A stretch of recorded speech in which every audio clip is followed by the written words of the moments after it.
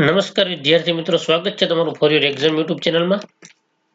આજે આપણે ડિસેમ્બર મહિનાની જે એકમ કસોટી છે તેમાં ધોરણ 7ના ગુજરાતી વિષયના પેપરનું આપણે સોલ્યુશન મેળવવાના છીએ। તો ચાલો જોઈએ।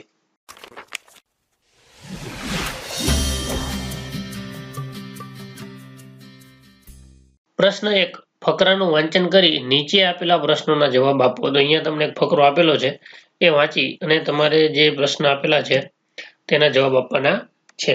તો ગાંધીજી શા માટે નાસીપાસ થઈ જતા હતા? તો કડવા અનુભવો થતા ત્યારે ગાંધીજી નાસીપાસ થઈ જતા હતા। પરમાત્માનું રહેઠાણ ક્યાં છે? તો પરમાત્માનું રહેઠાણ માણસના હૃદયમાં છે। પ્રાર્થનાએ ગાંધીજીને શું શીખવ્યું? નિરાશારૂપી અંધકારને દૂર કરવાનું શીખવ્યું છે। ગાંધીજીએ માનવી પરથી વિશ્વાસ ડગ્યો નથી એમ સાથી કહ્યું છે? પ્રાર્થનાની શક્તિઓને લીધે કડવા અનુભવ થતા તો પણ ગાંધીજી નાસીપાસ ન થતા, તેથી માનવી પરથી વિશ્વાસ ડગ્યો નથી એમ કહ્યું છે। આ ફકરાનું યોગ્ય શીર્ષક લખો। તો પ્રાર્થનાની શક્તિ। તમે બીજું કોઈ પણ શીર્ષક આપી શકો છો, પ્રાર્થના એવું પણ આપી શકો છો। ત્યારબાદ આપેલા પ્રશ્નોના જવાબ લખો। તમારી શાળામાં કયા કયા સમાચાર પત્રો આવે છે? તો તમારી શાળામાં જે પણ સમાચાર પત્ર આવતા હોય એ તમે લખી શકો। અહીંયા મેં તમને ઉદાહરણ રૂપે સંદેશ, દિવ્ય ભાસ્કર, ગુજરાત સમાચાર, ફૂલછાપ, ટાઈમ્સ ઓફ ઇન્ડિયા જે પણ આવતા હોય એ તમે લખી શકો છો। બાળકો શનિવારની શા માટે આતુરતાથી રાહ જુએ છે? તો શનિવારે શાળામાં બાલસભાનું આયોજન હોય છે, અથવા કસરત હોય છે, અથવા શનિવારે શાળામાં હાફ ડે હોય છે।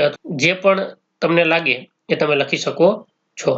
આડી ચાવી ઊભી ચાવી શબ્દ રમત દ્વારા તમને શું ફાયદો થાય છે? તો આડી ચાવી ઊભી ચાવી દ્વારા અમારા શબ્દ ભંડોળમાં વધારો થયો છે। ઘરે રહીને અભ્યાસ કરતી વખતે કઈ પ્રવૃત્તિ તમને વધુ ગમે છે? શા માટે?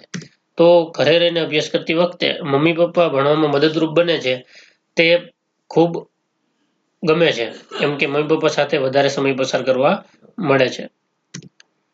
આપેલ શબ્દોના સમાનાર્થી શબ્દ કોષ્ટકમાંથી શોધીને લખો। તો સૌ પ્રથમ ખબર છે, તો એનો શબ્દ બનશે સમાચાર।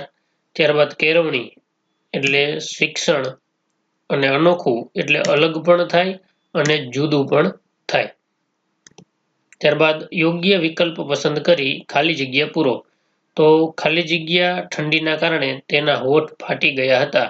તો અતિશય ઠંડીના કારણે તેના હોઠ ફાટી ગયા હતા। તમે તો એટલા બધા ખાલી જગ્યા કે ઉંદર જોઈને નાઠા। તમે તો એટલા બધા બહાદુર કે ઉંદર જોઈને નાઠા।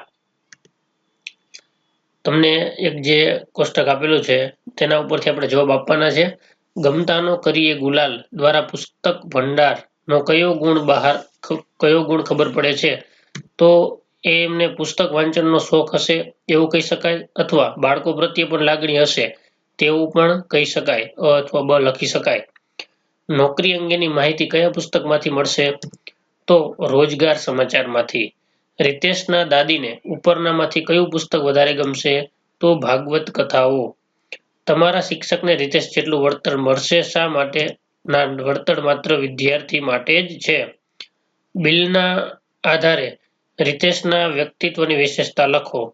તેને વાંચનનો શોખ હશે અને પરિવારના બધા સભ્યોના શોખ વિશે તે માહિતી રાખતો હશે એવું આપણે કહી શકીએ।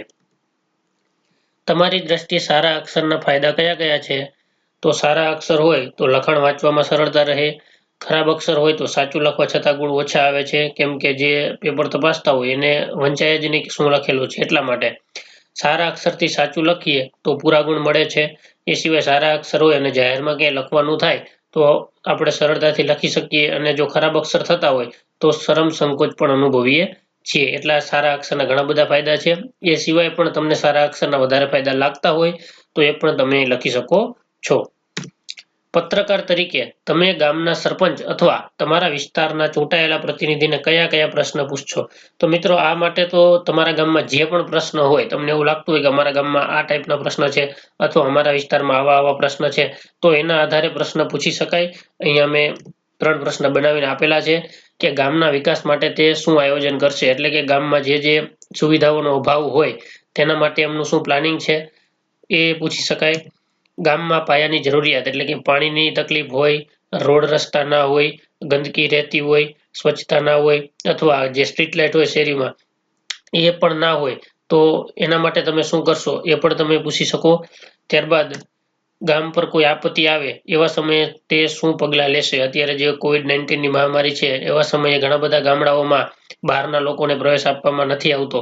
તો આવા સમયે સરપંચ અથવા તમારા વિસ્તારના જે ચૂંટાયેલા પ્રતિનિધિ છે તે શું આયોજન કરશે જેથી કરી ગામને પણ આવી આપત્તિથી બચાવી શકે.